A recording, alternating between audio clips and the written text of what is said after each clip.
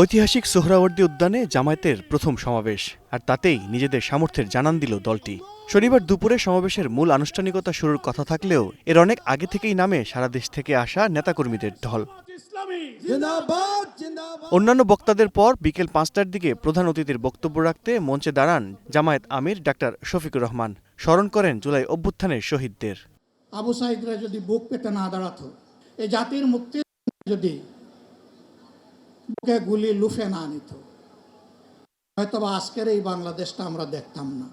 এ সময় অনেকের মনেই পুরনো ফ্যাসিবাদ বাসা বেঁধেছে মন্তব্য করে ডাক্তার শফিকুর রহমান বলেন, জুলাইয়ের পর আরেকটি লড়াই হবে, আর সেটি হবে দুর্নীতির বিরুদ্ধে। আগামীর বাংলাদেশটা কেমন হবে? আমি বলি আরেকটা লড়াই হবে ইনশাআল্লাহ।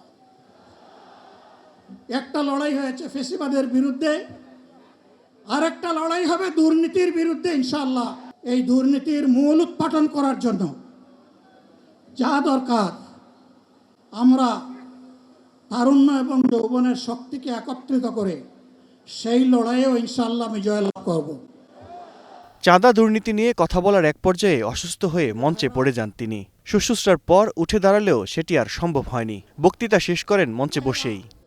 আমাকে সবাই চাপ দিচ্ছে, কেউ বলে ভাই শেষ করেন, কেউ বলে চাচা শেষ করেন।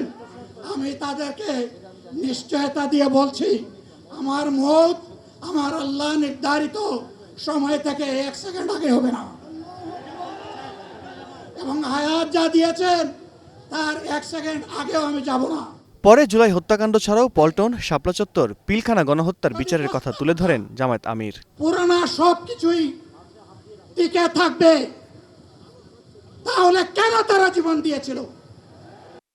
যারা ওই বস্তা পচা ব্যবস্থাপনায় বাংলাদেশকে আবার করতে চান, তাদেরকে আমরা বলি, জুলাই যুদ্ধ করে যারা জীবন দিয়েছে, আগে তাদের জীবনটা ফেরত এনে দেন। যদি শক্তি তাকে ফেরত এনে দেন, আপনারা পারবেন না, যেহেতু পারবেন না। সবশেষে তার কণ্ঠে ছিল নতুন ব্যবস্থায় নতুন বাংলাদেশের ডাক। বাংলাদেশ জামাত ইসলামী জিন্দাবাদ জিন্দাবাদ। আসসালামু আলাইকুম। দেশের কোটি কোটি ভাই আল কাসির, স্টার নিউজ, ঢাকা। যারা দেখেছেন, দোয়া করেছেন।